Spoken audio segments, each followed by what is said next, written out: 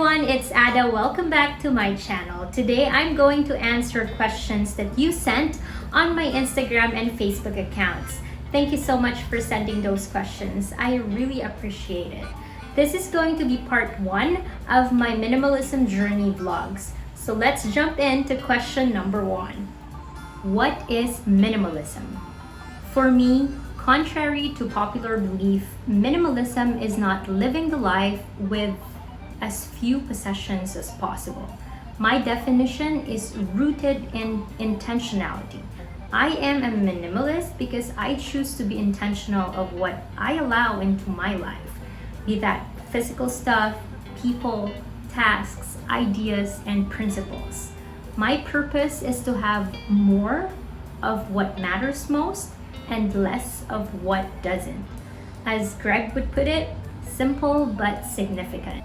I do not view minimalism as a restrictive lifestyle.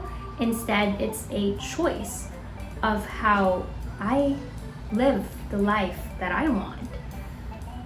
It's about the process and how I feel about everything I own. Question number 2, how do you start?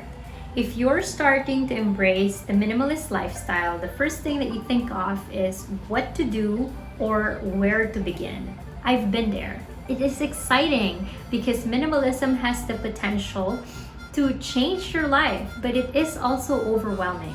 And I want you to have the best possible start. Do not believe that minimalism is an all or nothing lifestyle. Everyone is different. If living in a tiny house or owning only 100 items is not you, then that's not the lifestyle you're aiming for.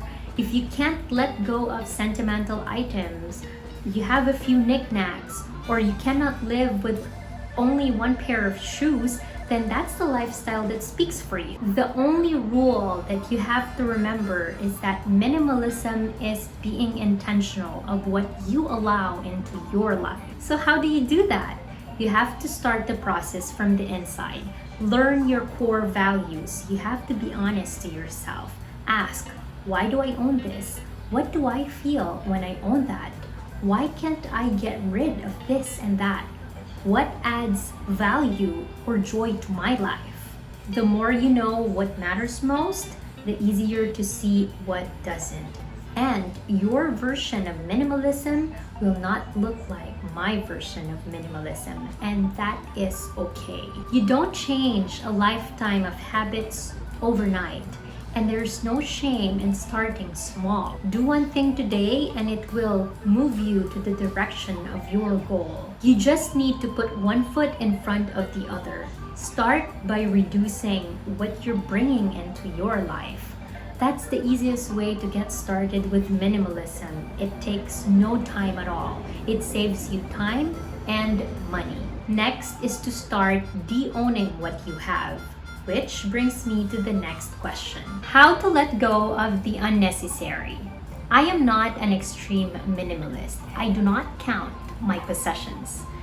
And I do not focus on just the black and whites. My life is colorful.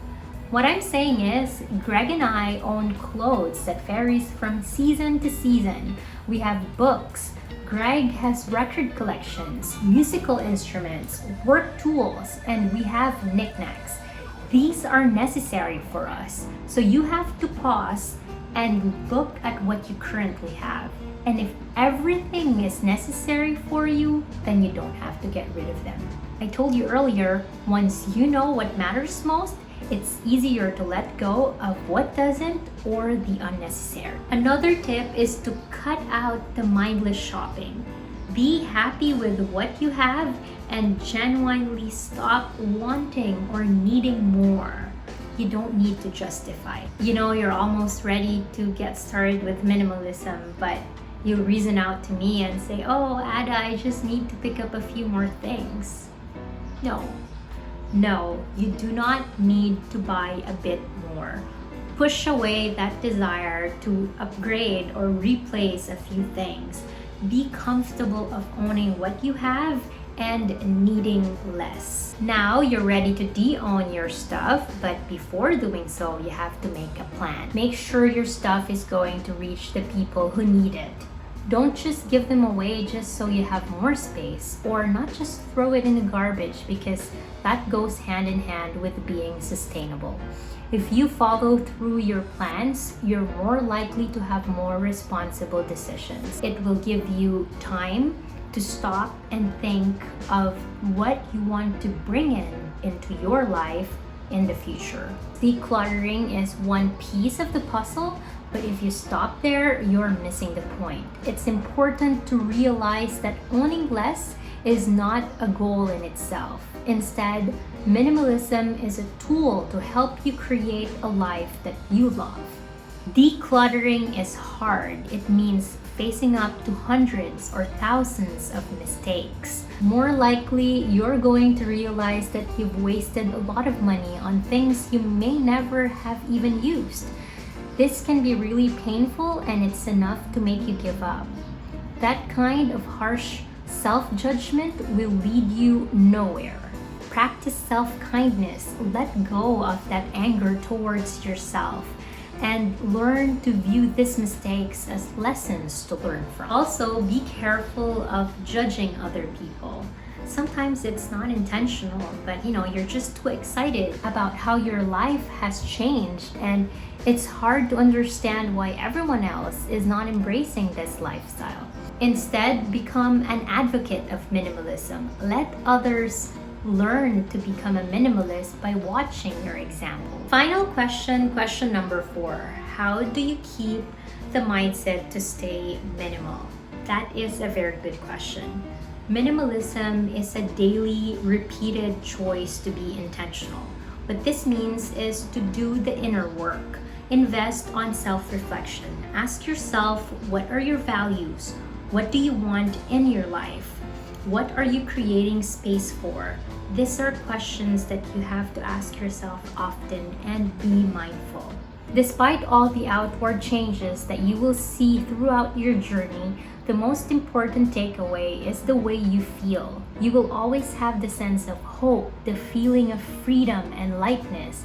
You want that every day. So deciding to be a minimalist is a big step, but making small and meaningful changes in your life every day is worth it. So to cultivate that mindset, my tip: organizing is not minimizing. There is a clear distinction between organizing a space and minimizing a space. Do not buy organizational gadgets to have any excuse to just neatly tuck away items rather than reduce them. Do not waste so much time looking up unique ways to arrange and organize your space.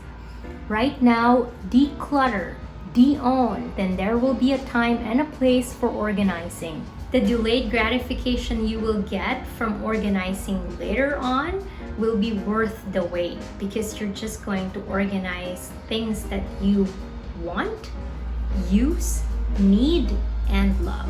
Knowing where something lives within your space will make a huge difference. You have to force yourself to decide where an item goes when not in use. Actually, take a minute to have that conversation with yourself. It will make a difference next time you use that item. Instead of finding it, you'll go get it. So there you have it, guys. Those are my answers to your questions. To conclude, remember that there is no perfect minimalism. That is an illusion.